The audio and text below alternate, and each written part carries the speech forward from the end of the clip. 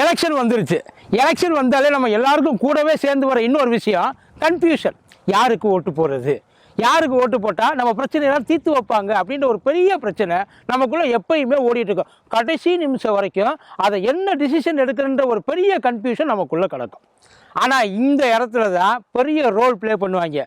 நான் தான் நல்லவன் அப்படின்னு சொல்லி பல இந்த ஜிம்மிக்ஸ் எல்லாம் பண்ணுவாங்கன்னு வைங்களேன். அப்படிப்பட்ட ஒரு ஜிம்மிக்ஸ் தான் இப்போ கண்ணுலாம் மாட்டுச்சு. ஒரு ரீல் ஒன்று பார்த்தேன். அந்த ரீலை பார்க்குறப்ப கண்ணு கலங்கிருச்சு. இந்த நாட்டாம படத்தில் சரத்குமாரை பார்த்து பயங்கரமாக பேசி புகழ்வாங்க இல்லையா, அதே மாதிரியே எங்கள் ஐயா மாதிரி யாராச்சும் உண்டா, அவர் தான் மறுபடியும் வரணும், அவர் வந்தால் தான் நாங்கள் நல்லா இருப்போம் அப்படின்னு சொல்லி நம்ம ஆவடி நாசர் இருக்கார்ல, அந்த ஆவடி நாசரத்தை போற்றி புகழ்ந்து போற்றி பாடறி பொண்ணுன்ற லெவலுக்கு பேசிட்டாங்க. சரி, என்னடா இவ்வளோ தூரம் பேசுகிறாங்களா, அப்படி ஐயா என்ன பண்ணிட்டான்னு போய் பார்த்தா இந்த இந்து காலேஜ் இருக்குல்ல, அதுக்கு கீழே ஒரு தரப்பாலம் ஒன்று உண்டு. அந்த தரப்பாலத்தை ஐயா தான் அரும்பாடுபட்டு திறந்து வச்சார், அரும்பாடுபட்டு அவர் தான் கொண்டு வந்தார் அப்படின்னு சொல்லி ஐயா புகழை பயங்கரமாக பாடினாங்க. எங்கள் உண்மையில ஆச்சரியம். ஏன்னா இப்படிப்பட்ட ஒரு எம்எல்ஏ மக்களோட கஷ்டத்தை புரிஞ்சு அந்த மக்களுக்கு என்ன தேவைன்னு தெரிஞ்சு அதை செயல்படுத்துகிற ஒரு எம்எல்ஏ கிடைக்குமா?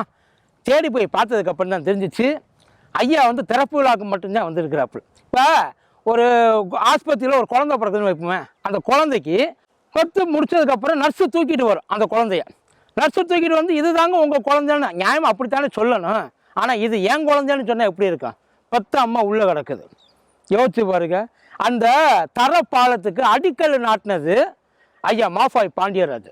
அது அவர் வாக்குறுதியிலையும் கொடுத்துருக்காப்புல, தேர்தல் வாக்குறுதியில் தெளிவாக கொடுத்துருக்காப்புல, நான் உங்களுக்கு இதை கொண்டு வருவேன்.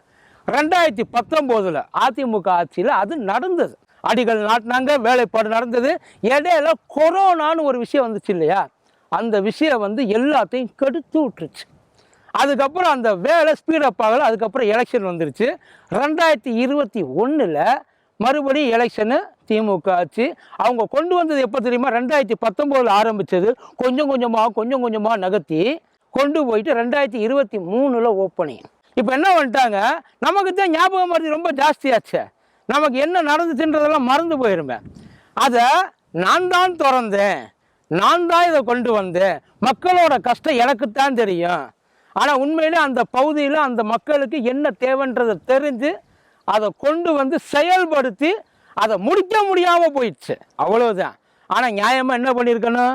இல்லைப்பா, எனக்கு இதுக்கு சம்மந்தம் இல்லை, உண்மையான ஒரு மனுஷனாக தான் நான் கொடுத்த வாக்குறுதி நிறையா இருக்குது, அதில் நான் என்னென்ன நிறைவேற்றிருக்கேன்னு என்கிட்ட சொல்லுங்க, அதை போய் மக்கள்கிட்ட எடுத்து சொல்லுங்க, அப்படித்தானே சொல்லியிருக்கணும். ஆனால் வாயை மூடிக்கிட்டு எதுவுமே தெரியாத மாதிரி அது அத்தனையும் ரொம்ப தன்னடக்கத்தோடு ஏற்றுக்கிட்டாங்க ஐயா ஆவடி நாசர். நீங்களே பதில் சொல்லி நீங்களே யோசிச்சு பார்த்துங்க, அவ்வளோதான், வேற எதுவும் இல்லை. பிரச்சனையை நான் தான் தீர்த்து வச்சேன்னு பெருமையாக பேசிக்கிட்டு இருக்காங்கல்ல, பிரச்சனையை தீர்த்து வச்சது திமுக இல்லை, பிரச்சனையை தீர்த்து வச்சது மாஃபாய் பாண்டியராஜா அதிமுக. திறந்து வச்சு பேர் வாங்கினது மட்டும்தான் திமுக.